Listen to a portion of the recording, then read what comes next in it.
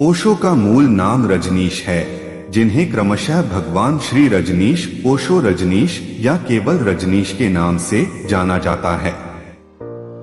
ओशो का जन्म 11 दिसंबर 1931 में हुआ था। आध्यात्मिक गुरु ओशो जीवन की सच्चाई पर अपने विचार बताते हैं। ओशो एक प्रखर वक्ता और धार्मिक रूढ़िवादिता के बहुत कठोर आलोचक थे। इनके विचारों का बोलबाला भारत सहित संपूर्ण विश्व में है।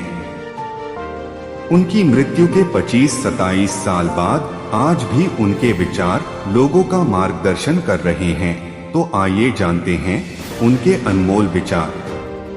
केवल वो लोग जो कुछ भी बनने के लिए तैयार नहीं हैं, प्रेम कर सकते हैं। जीवन एक चक्रव्यूह है, जो निकल गया वो बादशाह और जो फंस गया वो भिखारी। अगर आप तुलना करना छोड़ दे तो निश्चित रूप से जिंदगी बहुत खूबसूरत है। वह इंसान जो अकेले रहकर भी खुश है, असल में वही इंसान कहलाने योग्य है। आपकी हंसी ही आपको अमीर बनाती है, वो हंसी आनंद देने वाली होनी चाहिए। उदासी उतना उदास नहीं करती जितना उदासी आ गई यह बात उदास करती है।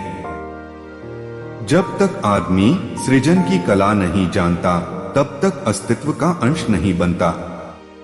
जब दिल में प्यार और नफरत दोनों ही ना हो, तो हर चीज साफ और स्पष्ट हो जाती है।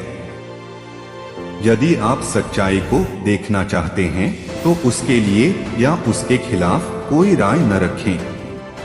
पुरुष जितना प्रेम शब्दों में प्रकट करेगा, उससे कई गुना ज्यादा स्त्री मौन में प्रकट कर देगी। मैं किसी से बेहतर करूं, क्या फर्क पड़ता है? मैं किसी का बेहतर करूं, बहुत फर्क पड़ता है। सारी शिक्षा व्यर्थ है, सारे उपदेश व्यर्थ हैं, अगर वे तुम्हें अपने भीतर डूबने की कला नहीं सिखाते। परिणाम पाने के लिए आसानी से आगे बढ़ते रहे। भगवान के आदेश से ही सारे काम संपन्न होते हैं। प्यार एक पक्षी है जिसे आजाद रहना पसंद है, जिसे बढ़ने के लिए पूरे आकाश की जरूरत होती है। यदि आप खुद अपनी कंपनी का आनंद नहीं लेते हो, तो कोई और उससे आनंदित कैसे हो सकता है? मनुष्य खुद ईश्वर तक नहीं पहुंचता है, बल्कि जब वह तैयार होता है तो ईश्वर खुद उसके पास आ जाते हैं। प्रसन्नता सद्भाव की छाया है, वो सद्भाव का अनुसरण करती है। प्रसन्न रहने का और कोई तरीका नहीं है।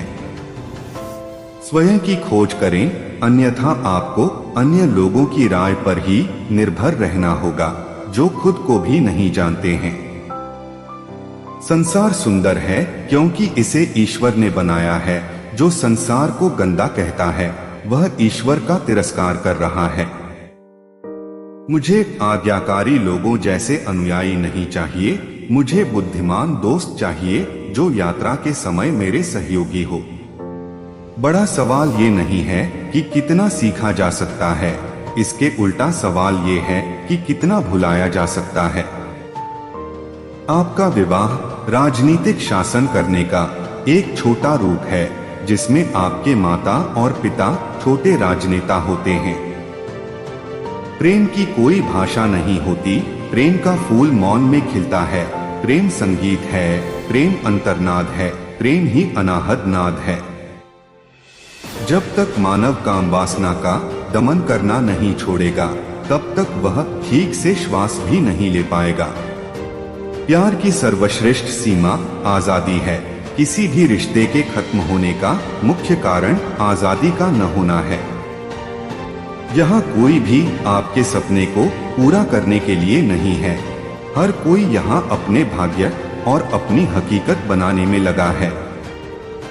जब मैं कहता हूँ कि आप लोग देवी देवता हैं, तो मेरा मतलब होता है कि आप में अनंत संभावनाएं हैं और आपकी क्षमताएं अनंत हैं।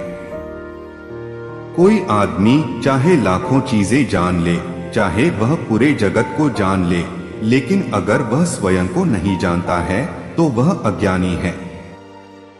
आधे अधूरे ज्ञान के साथ कभी आगे ना बढ़ें। ऐसा करने पर आपको लगेगा कि आप अज्ञानी हो और अंत तक अज्ञानी ही बने रहोगे।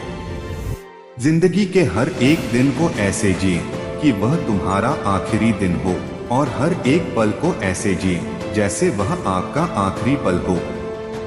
जिंदगी एक ही बार मिलती है, तो इसका पूरा आनंद क्यों न ले। निराशा से बाहर आइए और जिंदगी के हर एक पल को खुशी से बिताइए।